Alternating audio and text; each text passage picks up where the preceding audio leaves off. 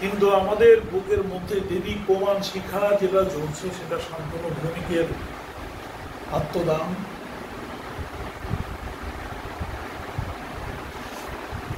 আমি শুধু আলাদা কথা কিছু বলবো না, একটা কথা শুধু বারবার আমাদের মনে হয়েছিল যে সিবিআই তদন্ত যে দাবিটা উঠছে,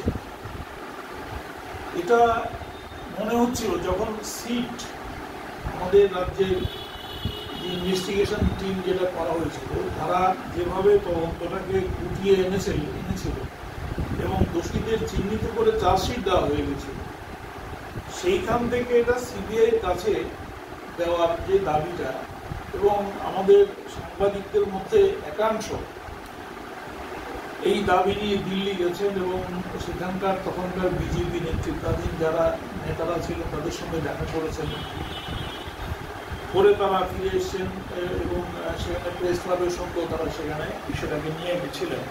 এখানে তারা ফোন জ্বালিয়ে সিবিআই দাবি, তখন আমাদের কিন্তু আমরা একটু ভিন্ন মত ছিলাম, যদিও আমরা প্রকাশ্যে খুব বেশি এটা বিরোধিতা করিনি, কিন্তু আমাদের মনে হয়েছিল যে দোষী যারা, খুনি যারা, তাদেরকে আড়াল করার জন্য, তাদের যাতে শাস্তি না হয় তার জন্যই তড়িঘড়ি বিষয়টাকে এই জায়গায় নিয়ে যাওয়া হচ্ছে, সিবিআই তদন্ত দাবি করা হচ্ছে এবং সারা রাজ্যের মানুষকে একটা বিভ্রান্তির মধ্যে ফেলে দেওয়ার জন্য একটা বোধহয় কোনো একটা পরিকল্পনা তৈরি হয়েছে। পরে আমাদের এই আশঙ্কা অনেকেরই সত্যি প্রমাণিত হয়েছে। আজকে এত বছর, 6 বছর গেছে, সিবিআই তদন্ত যে কি হচ্ছে সেটা আমরা কেউ জানি না। দোষীরা বহাল তবিয়তে আছে, খুনিরা অনেকেই হয়তো এমএলএ হয়েছে, সরকারের অংশীদার হয়েছেন, যারা অভিযুক্ত ছিলেন চার্জশিটে তাদেরও আমরা দেখেছি তারা এখন দায়িত্বপূর্ণ জায়গাতেও অনেকে গেছেন। আমিও দাবি জানাবো যে সিবিআই তদন্ত যারা চেয়েছিলেন, আমাদের সেই সাংবাদিক বন্ধুরা, আপনারা আরও একবার সম্মিলিতভাবে আওয়াজ তুলুন যে শান্তনু হত্যার বিচার চাই। আরও একজন সাংবাদিক ওই সময়ে এর পরে টিএসআর ক্যাম্পে খুন হয়েছিল,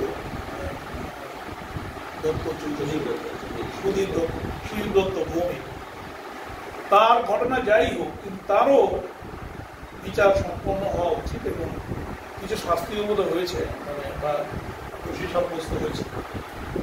আমরা চাই যাতে এই সাংবাদিক হত্যা এটার সুষ্ঠু তদন্ত হোক এবং তদন্ত হয়ে তাড়াতাড়ি করে দোষীদের শাস্তি হোক, জনগণের সামনে সত্য মিথ্যা কোনটা সাচ কোনটা ঝুটা যাতে পরিষ্কার হয়ে যায়, মানুষ বুঝতে পারে যে কি প্রেক্ষাপটে শান্তনু ভৌমিককে খুন করা হয়েছে। জনগণের অধিকার রক্ষার জন্যে এই সংবিধান, আমাদের দেশের গণতন্ত্র এবং সাম্প্রদায়িক সম্প্রীতি, ত্রিপুরা রাজ্যের যে ঐক্য, যে দীর্ঘ যে ঐতিহ্য আমাদের সম্প্রীতি, পাহাড়ি বাঙালি এবং হিন্দু মুসলিম সমস্ত এই ঐতিহ্য রক্ষার একটা শপথ বুকে নিয়ে সাংবাদিকতার মধ্য দিয়ে সে দেশকে সেবা করছিল শান্তনু ভৌমিক।